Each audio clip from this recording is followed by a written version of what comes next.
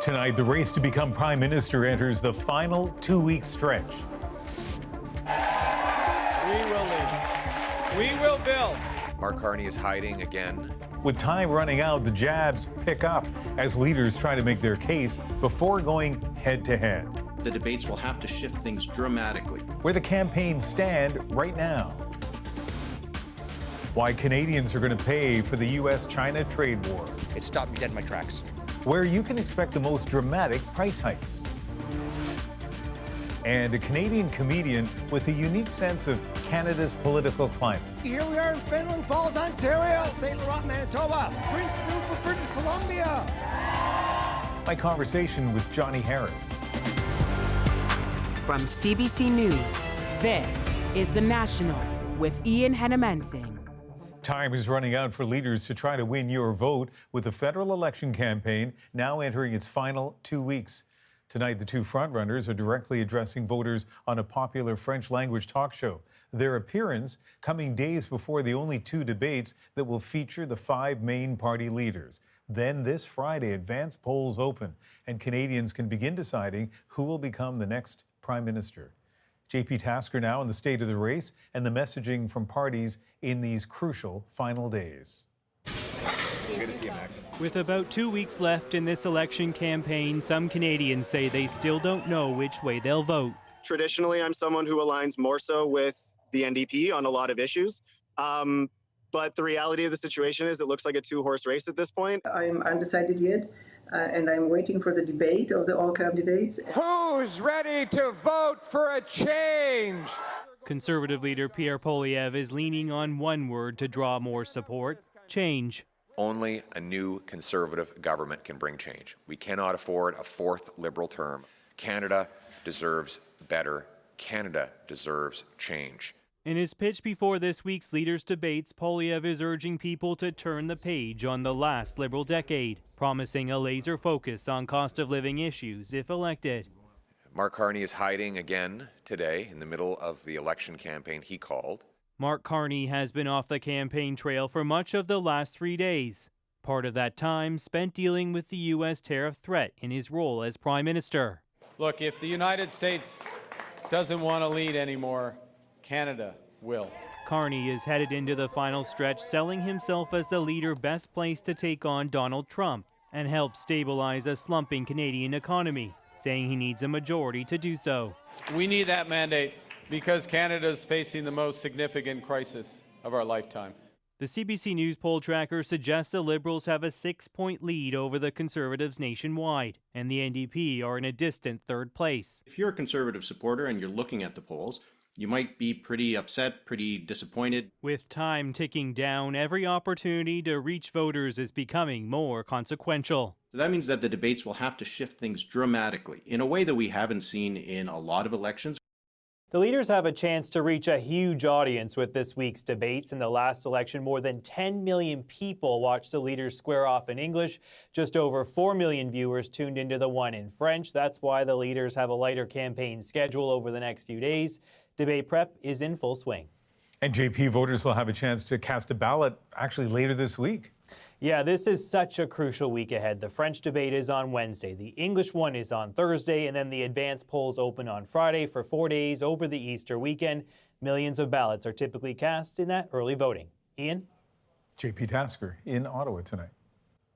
Tonight, the Conservative and Liberal leaders made appearances on Tout le monde en parle, the most popular talk show in Quebec. In the past, appearing on the program has been a breakthrough moment for some candidates. CBC News chief political correspondent Rosemary Barton has been tracking the interviews for us. And Rosie, how did they do? Yeah, not the worst assignment tonight, Ian, to watch this show, which is so popular, but it's not an easy ride. And Pierre Poilievre, who was first up, certainly felt that. He's very comfortable in French, has connections to Quebec through his wife, but his questions were tough. They were hard. Questions about why he was not talking about Donald Trump more. Questions about how he would take on Donald Trump. And he was asked at one point bluntly whether he is a mini Donald Trump and had to sort of defend how he was doing in the polls. He was also asked why he was going to go ahead and defund the CBC and not Radio-Canada, saying that he believed that there was a bigger market value for English news. And he was told by the host, Guy Lepage, that this was not a good decision. Mark Carney was up after that. He was much more nervous. His French is not as strong as many people probably know, and he got bogged down in some issues. He was asked about energy, about climate change, about taking on Donald Trump. But when he was asked one key question about the host's previous comedy troupe, Guy Lepage's comedy troupe, he landed that answer. And let me tell you, that bought him a lot of goodwill in Quebec for sure. And Rosie, tell us why this program could matter so much to the campaign. Yeah, I mean, it's less about language here, Ian, and much more about relatability and understanding Quebec and proving that you understand Quebec. Pierre Poilievre didn't have as much to lose here because he doesn't have as many seats at stake. But if Mark Carney really wants that majority government, it has to come through Quebec, and he needed to do well tonight. He walked away relatively unscathed. The French debate later this week will be a whole different kind of test for him. Rosemary Barton in Ottawa tonight.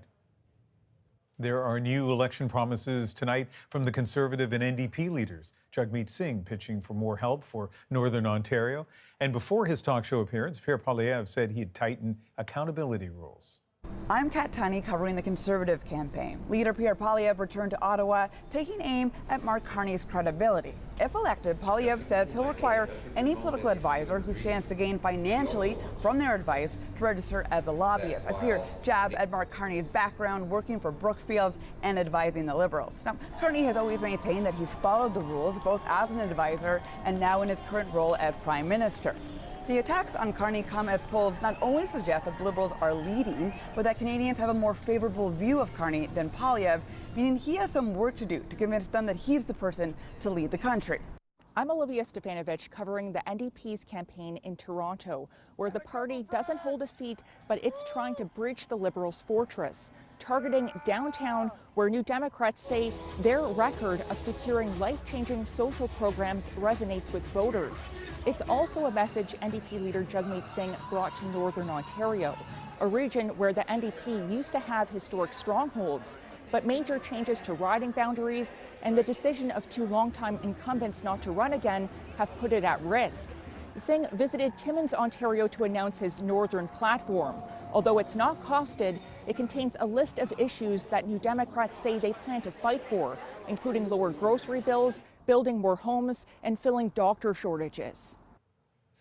Donald Trump's team has spent the weekend out in full force yet again talking about new changes to his tariff plan. Katie Simpson now with why it seems there's more uncertainty ahead. The U.S. president spending another weekend at his golf club as his trade war tactics shift yet again. Electronics exempted from some tariffs Friday, the White House says are expected to be hit by new tariffs targeting the whole electronic supply chain. I'm going to be announcing it over the next week. On board Air Force One, Donald Trump offered more mixed messaging, suggesting he's open to offering exemptions for some products. You have to show a certain flexibility. Nobody should be so rigid. You have to have a certain flexibility. Trump's tariff plan is growing more complicated and confusing with each twist and turn. Remember the country-specific tariffs that were implemented, paused, and replaced with a 10% baseline tariff? The White House says they've prompted even more world leaders to seek trade talks. 130 countries have responded, and we're negotiating with them. So this is unfolding exactly like we thought it would, knowing full well that a lot of countries would come right to us and want a bargain. We've got 90 deals in 90 days possibly pending here. The way Trump is executing his plan is under attack by his political opponents. Investors will not invest in the United States when Donald Trump is playing red light, green light with tariffs. Senator Bernie Sanders! And Trump was mocked by Bernie Sanders when the senator made a surprise appearance at the Coachella Music Festival. Now we got a president of the United States who... I agree. But contrast this moment with another from the same night. Trump arriving to huge applause and a standing ovation by thousands at Saturday's UFC fight. Animated crowds at these very different events, highlighting the divisions in this country. Donald Trump says he'll offer more details about the next steps in his tariff plan on Monday as the White House continues to struggle with offering clarity about the president's trade agenda. And Katie, Trump is trying to shift the blame for the new tariff confusion. Yeah, Trump is aggressively denying the White House offered exemptions for electronics, even though its own formal notice used that language. Trump says nobody is getting off the hook and blamed the media for the confusing messaging. Katie Simpson in Washington. Tariffs between the U.S. and Canada mean you're already paying more for some things, and we're all about to be hit even harder by Washington's trade war with China. Nicole Williams on what to expect and how some people are already preparing. At one of Canada's busiest malls, some shoppers are already keeping a closer watch on prices. Normally, I would just go footloose and fancy free, not even check the prices of something. Right now, I'm stopping and checking prices, reconsidering purchases. Absolutely. It stopped me dead in my tracks. With China and the U.S. embroiled in an intensifying trade war, each imposing massive tariffs up to 145% on China and 125% on the U.S., the cost of pretty much everything is expected to go up, yes, even in Canada. 60% of the world's manufacturing supply chains are based in China. Let's take an iPhone, for example, designed and marketed by Apple in the States. The supplies to make it come from dozens of countries, but it gets manufactured in China. And at every turn, the product gets slapped with a tariff. So by the time it's shipped to store shelves here, the final price tag of the phone will be a lot higher. And it's not just phones. Cars, clothes, and food are among the products expected to get more expensive as soon as this summer. Over the next couple of years, you could see a 30% rise in the price level over 3 or 4 years if this continues at its current intensity. Meaning shoppers here and across the country could be in for a rude awakening. There's going to be some tough decisions to make at some point. And probably more shopping around. And experts say some well-known brands are bound to lose customers in Canada as a result of these U.S. China tariffs. And once you lose a customer, you're never going to get them back, or it's going to be extremely expensive and difficult to get them to come back. And with the cost of living already so high, the customers I spoke to say they are also worried this trade war will mean there's nothing affordable left. And they hope this comes to an end before it gets to that point. Nicole Williams, CBC News, Ottawa. A march was held in Vancouver today to put attention back on climate issues, but it didn't get the turnout some had hoped for. What the heck? This is pathetic. And we're talking now about the fate of our children and grandchildren. We're going backwards. The organizers say Donald Trump's threats and his energy agenda have allowed Canadian leaders to talk about fossil fuel expansion and move away from a push for a low-carbon economy. Also in BC, a missing person has been found dead after being swept away in a landslide earlier this month. It happened near Kelowna. More than 20,000 tons of debris swept across a highway into Okanagan Lake. The slide area covered about 90 meters. Days later, a driver was reported missing, and on Saturday, they were found along with their vehicle in the lake.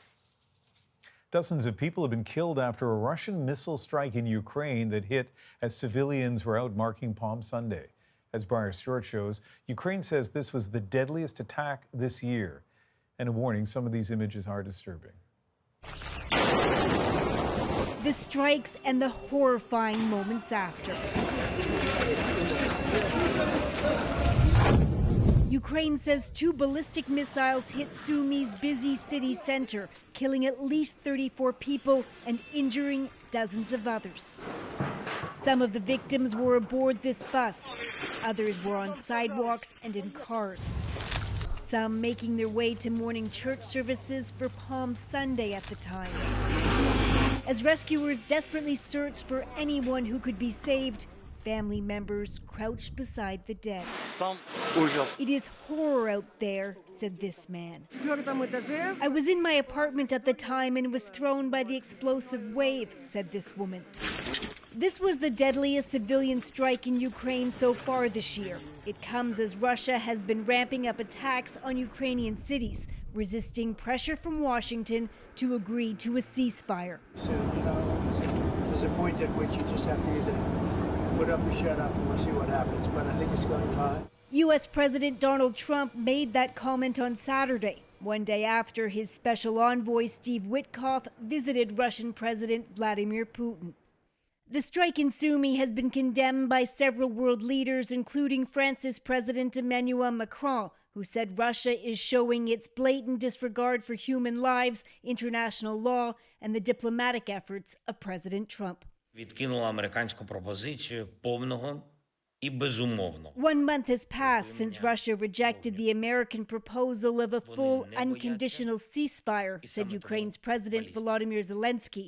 They feel no fear, and that's why there are missiles and 100 combat drones each night. With the city of Sumy located about 40 kilometers from the border, it's long been targeted by Russian strikes, and Ukrainian officials warn the whole Sumy region could face more attacks as Russia gears up to launch a spring offensive. Briar Stewart, CBC News, London.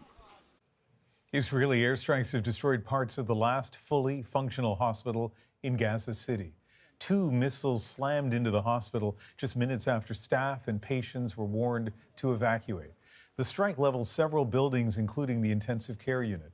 No casualties have been reported, but critically ill patients were left on the street after the attack. The Israeli military says the hospital was being used by Hamas militants to plan attacks. For many of the more than 8 million Canadians living with a disability, the struggle to make ends meet is an urgent ballot box issue. There's been very little discussion of disability in this election thus far. Why advocates are calling for accessibility to take center stage in party platforms. Next.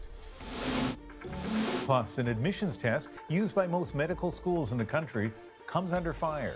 There is no evidence that Casper predicts future performance. A Go Public investigation into the Made in Canada test that some prospective students say should be scrapped.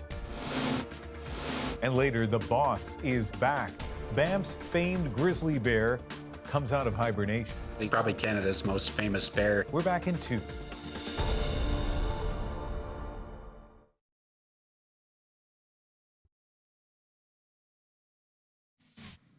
Buona Domenica delle Palme. Buona Settimana Santa. Pope Francis is making a rare and surprise public appearance at the Vatican's Palm Sunday service. He wished the crowd in St. Peter's Square a happy Holy Week ahead of Easter. It's been 3 weeks since the 88-year-old was released from hospital, where he spent more than a month battling double pneumonia. Many Canadians living with a disability are also living in poverty, leading to a push for change heading into this election. But as Ali Chiasson shows, some say they're feeling ignored by the parties. It's estimated that more than 8 million people in Canada have a disability. Anybody can get a disability and anybody can end up in poverty. At $200 a month, the Canada Disability Benefit payments aren't enough to get by, let alone get someone out of poverty.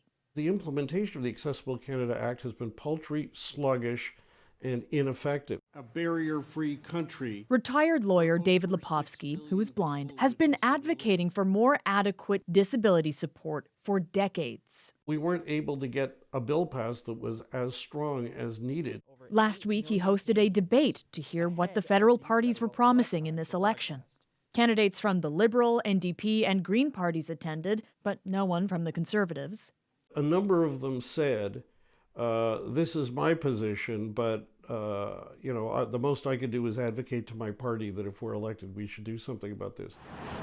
To cover the costs of things like retrofitting living spaces and transit, many advocates are calling for a rise in those benefit payments.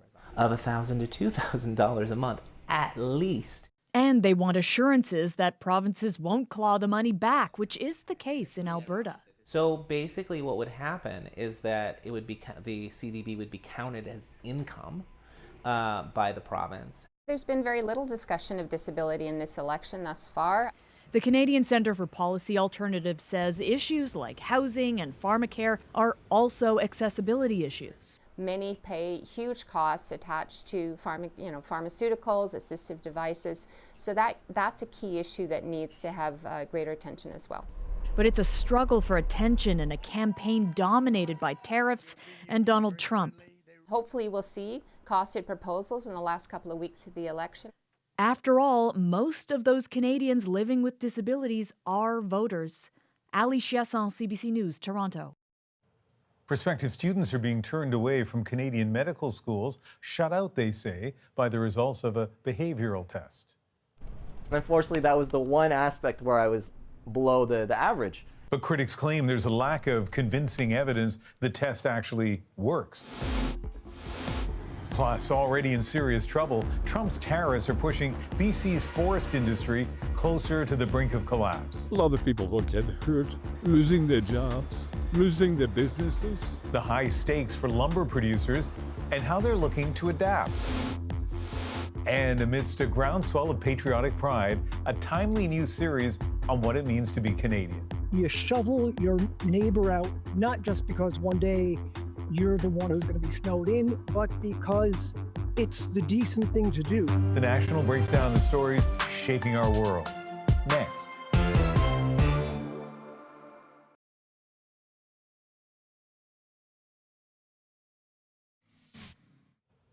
Shocking new pictures tonight of what police say was an overnight arson attack on the Pennsylvania governor's mansion. It happened while Josh Shapiro and his family were sleeping, and mere hours after they celebrated Passover dinner together. We don't know the person's specific motive yet, but we do know a few truths. First, this type of violence is not okay. Shapiro says his family, including his 4 children, were safely evacuated. Police say the suspect, 38-year-old Cody Balmer, was inside for less than a minute and had homemade incendiary devices. He was arrested today and is expected to face multiple charges, including attempted murder, terrorism, and aggravated arson. 5 people are recovering from carbon monoxide poisoning in Dartmouth, Nova Scotia. Most of the cases were discovered after a single patient was treated in hospital, leading fire crews to check their residence, where they found a leak and evacuated the building. A test used by most medical schools across Canada is facing scrutiny tonight. It's called the Casper, intended to evaluate skills like ethics and empathy, with claims it predicts who's most likely to succeed. But as Erica Johnson shows us in this Go Public investigation, some experts say the science isn't sound.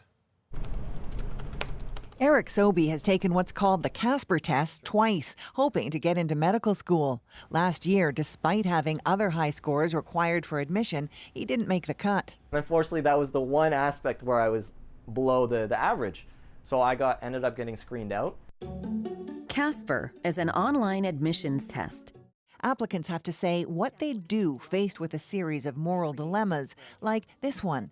You're asked as a sales clerk what you would say to a father who wants to return a toy but doesn't have the required receipt.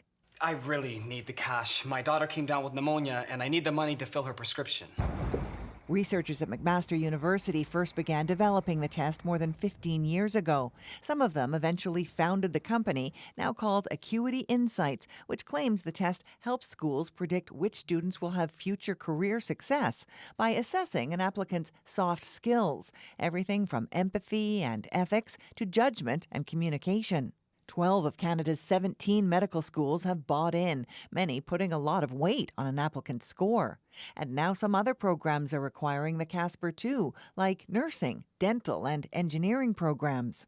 Problem is, researchers Go Public spoke to with expertise in these types of tests say the evidence behind the Casper is weak. There is no evidence that Casper predicts future performance. The company sent research it says backs up its claims, but the researchers we spoke to with medical school admissions expertise all called the evidence insufficient, saying many studies had small samples, lacked rigorous peer review, or weren't published studies at all, and the findings have not been consistently replicated.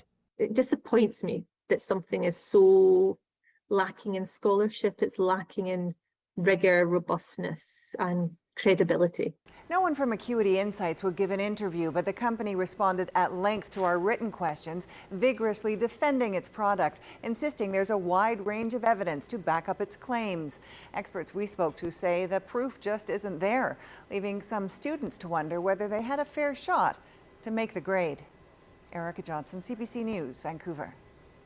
Our Go Public stories come from you, so if you have a tip for the team to investigate, send an email to gopublic@cbc.ca. Golf superstar Rory McIlroy needed a sudden death playoff at Augusta to win his first Masters title and complete a historic career Grand Slam.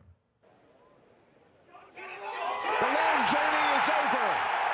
McIlroy has his masterpiece.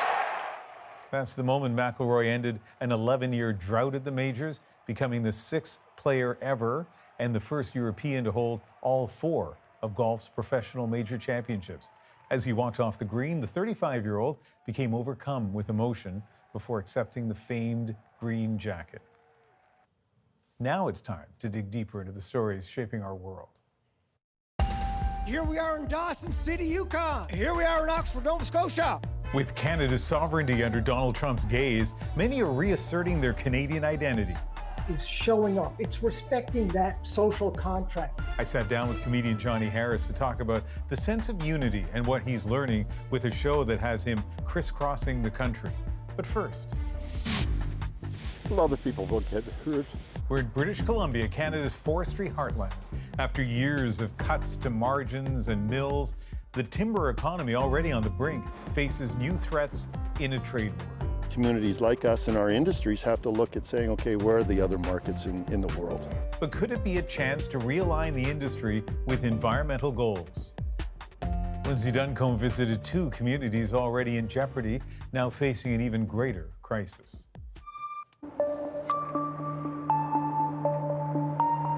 This is what forestry workers fear the trade war will do. Another lumber mill shut down. No wood, no workers. A fresh crisis for an industry already close to collapse, forcing communities dependent on trees to come up with new ways to survive. And where is this going to go to then? This will go to Texas. John Brink is worried.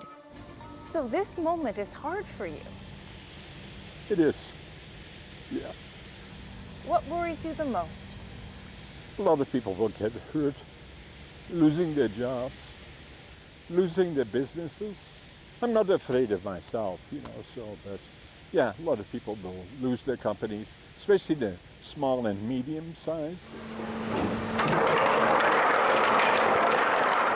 Brink manufactures and exports something called finger joints. It starts with unused wood from other mills, odd-shaped ends and pieces. So what we do is this, we cut it and take 2x3s out of it. And then we glue it back together. Yeah. We are one of the first ones to do this in Canada. Brink employs more than 400 people in northern BC. It's hands-on work. The wood is sorted, cut to size, then glued together, creating construction-ready lumber, much of it destined for the United States. Many of these machines are custom-built. Technology Brink first learned in Holland. My parents worked in lumber. I had seen finger jointers, and so that's why I did it here. Brink chose to start his business in Canada because he says Canadians were his heroes. He was just 5 at the end of the Second World War. Canadian soldiers liberated his town from the Nazis.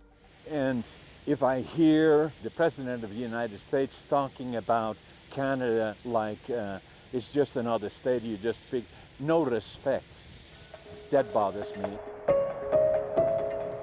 Canada and the U.S. have long fought about lumber. These rail cars, set to go to Texas, are already subject to duty. Now the U.S. is doubling that to more than 30%. Any tariffs would be on top of that. It's usually paid by the importer, but not always. In this case, Brink says he will pay the bill. Can you even keep manufacturing, having to pay those rates? It's not viable. New tariffs on lumber couldn't come at a worse time for British Columbia's forestry industry. A lot of companies have already packed up and moved south. Take Canfor, one of the world's largest producers of forest products. In the last decade, it's shut down 10 of its 13 BC mills, 3 of those last year alone, including this mill in Vanderhoof, BC, ending 260 jobs. There are a couple of reasons why. Welcome to the Southern Pine Division of Canfor. It's simply cheaper to harvest wood in the southern states. It's warm, so trees on plantations grow fast. Wages and transportation costs are low. And the reality is, British Columbia had been operating with extra mills. 2 decades ago, production ramped way up, all to deal with damaged wood from a pine beetle infestation. That's all done now. And we knew that at some point that allowable cut was going to go down and that some of these mills were going to have to close. Mike Egley and his family own Del Chaco, based in Vanderhoof, population about 4,000. It's what they call a stump-to-dump operation. Build the roads, cut the trees, skid them, process them, load them up on the trucks and haul them to the mill. When that mill closed, the work didn't end. In fact, Del Chaco truckers now deliver logs to the Canfor mill in Prince George, more than an hour away. Did you want to take a look at the scales? Yep. Which truck? But Egley doesn't know for how long. That's keeping a lot of people in town with jobs so that we can stay here, because if we all lose our jobs, well, we're all going to move, and we're going to move somewhere else because we have to work. More than 100 families are relying on your business in a volatile economic situation. Yep. What's that like for you? There's only so much you can worry about, so we go to work today. And we'll worry about tomorrow when tomorrow comes. And there's some things that are out of our control and can't worry too much about. The thing is, no one really knows what will happen if British Columbia lumber gets significantly more expensive for American customers. They could just choose to pay more. The wood that we harvest here in BC is a top quality wood. People need it, and they need it for building homes and stuff. In any case, the company is diversifying, taking on contracts maintaining roads to mine sites. Planning is tough. Not knowing, should we buy more equipment to do more work, or are we going to lose our job yet? You sometimes just have to use your gut instinct on that. We're quite aware that it's a thin string that they're hanging by, right? Tariffs make it a lot tougher. Worrying about forestry jobs keeps Vanderhoof City Councillor Brian Frankel up at night. We met him at the lumber yard of the only mill still operating in Vanderhoof. It's operating at half capacity, just one 10-hour shift 4 days a week. The industry, he says, needs to rely less on the United States. Our community and communities like us and our industries have to look at saying, okay, where are the other markets in the world? So you can put those 2x4s on a ship to Japan out of Rupert? Yes, and in fact, this sawmill has done that before. There's another perspective, that tariffs present an opportunity to stop cutting down trees in untouched forest. What is left should be saved rather than logged. Cameron Beck is with the environmental group Conservation North.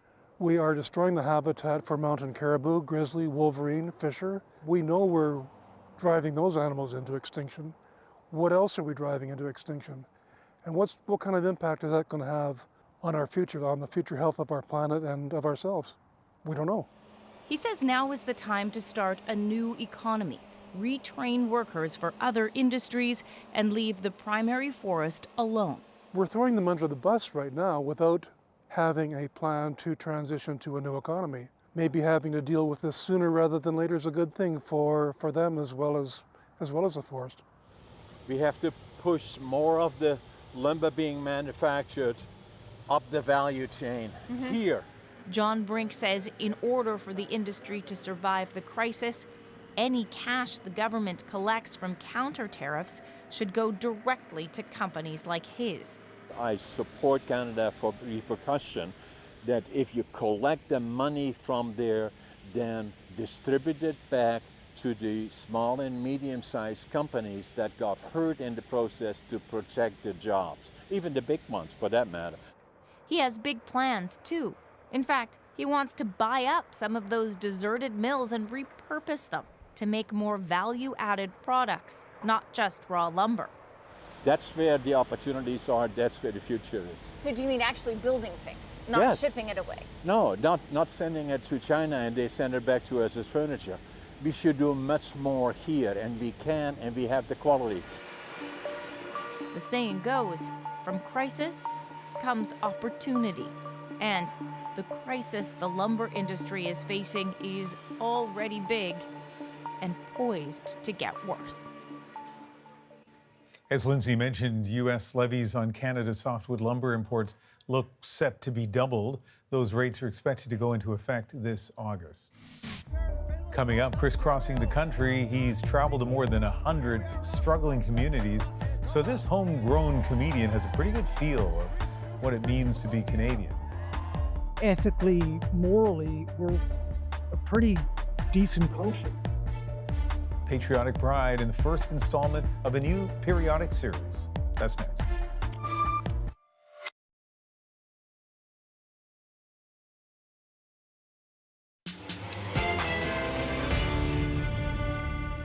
Canada should honestly become our 51st state.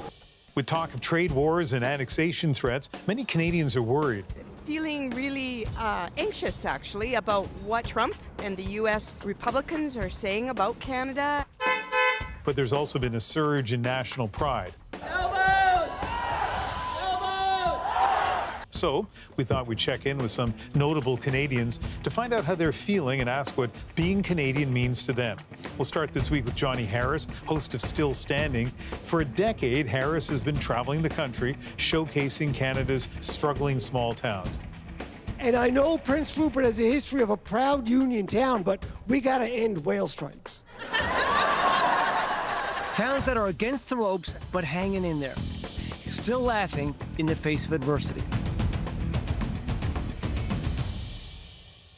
Your program is fantastic. It really is a national treasure. You've been to more than 100 communities. And I just wonder, as you look back at that experience, are there any kind of common themes that come through among all those Canadian places?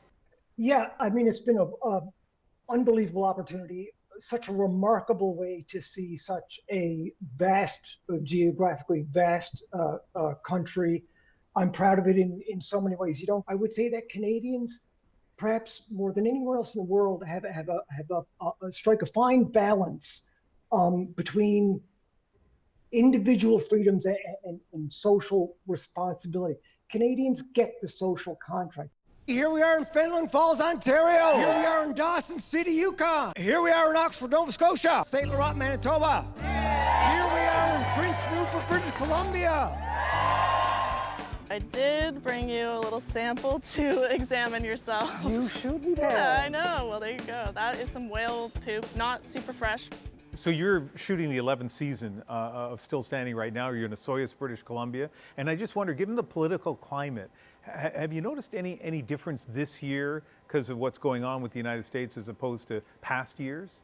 Well, I think there's sort of a growing solidarity. I think a year ago, we were all sort of focused on what was wrong. It was almost, it felt wrong for us to pride ourselves, to pat ourselves on the back.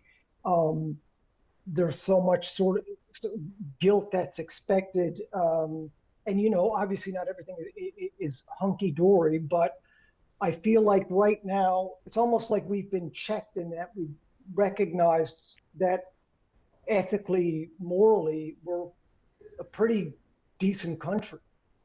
We have a pretty big question we're asking as part of this periodic series, and we're launching it with you. And so I ask you this in the context of the more than 100 communities and probably well more than 1,000 Canadians you've talked to over these 11 seasons. What's your sense of what does it mean to be a Canadian? I think part of being a Canadian is showing up. It's respecting that social contract I'm talking about. To be a Canadian means you shovel your neighbor out, not just because one day you're the one who's going to be snowed in, but because it's the decent thing to do. It's the right thing to do. I feel like, and in small town Canada in particular, you don't get to abandon the social contract. You have to. You can't adopt a purely selfish attitude, or you're going to have a lonely, miserable existence. Because a small town doesn't afford you the kind of anonymity you need to enjoy a selfish existence. You have to chip in and you have to help your neighbor because not even out of respect for them, but out of a sense of self-respect. And then, you know, you gauge in that sense of community, and that respect will be shown to you in return. It's funny, one of the examples you use, because I grew up in a small town, and a student of my retired parents, they were teachers, still shovels out their driveway 30 years after he was in their class. So that definitely hits home. You know, Johnny, a lot of people are deciding not to go to the States this summer and instead, you know, going somewhere in Canada. So what advice do you have for them? I think you can fill the deepest sort of wanderlust or sense of adventure you could possibly have in this country. There's so much to offer. From coast to coast to coast. Go up north and see some beluga whales. Go pull some lobster traps out of the Atlantic. Go out to the west coast, do some mountain climbing, mountain biking. I'm here in Osoyoos, British Columbia, in Canada's only desert. It looks like Utah or Nevada here. We have such an incredible country to explore. Staycation in your own country. Do you have any tips for people? Like, they might be a little intimidated about just rolling up in a small town that's not in the guidebooks. You've been to so many of these. What's kind of the first thing they should do? What's a good Jonny Harris tip for them? Well, I'm soon going to release a cookbook that is based solely around the electric kettle. I travel with a $15 electric kettle, and I can poach a salmon in that thing, I'm telling you, let alone boil eggs or broccoli or make coffee or tea. But honestly, small towns, they're going to love to see you coming. So many towns that we visit, in particular with this show, where they've lost their staple economy or their main industry, their main employer, and everybody's trying to pivot to tourism, and they're dying for you to come and check out their town. They're eager to have you. Go give them a visit. Can't wait to get that cookbook. And what was it? Poach a salmon in a kettle? Like, that is so Jonny Harris. In another dazzling display, the Northern Lights lighting up the sky over Yellowknife. It's our latest stop as the national conversation moves to Canada's north. Voters sharing with us what matters most to them in this election campaign. There. What brings you to Yellowknife? Well, we're from the National, and we have a question for you in this envelope. Okay. What's the question? Okay, so it's in the National envelope. Gotta open it. What a dirty trick. If you became the Prime Minister of Canada, what's the first thing you would change? The housing crisis. I would take a 10-year pause on foreign aid. I'd probably dismantle the entire political system. Just some of the people our team's been speaking with. Adrian is in Yellowknife, where she'll host a special edition of The National on Monday. Coming up, Banff's famous Grizzly, the boss, awakens, a sure sign of spring. That's next in our moment.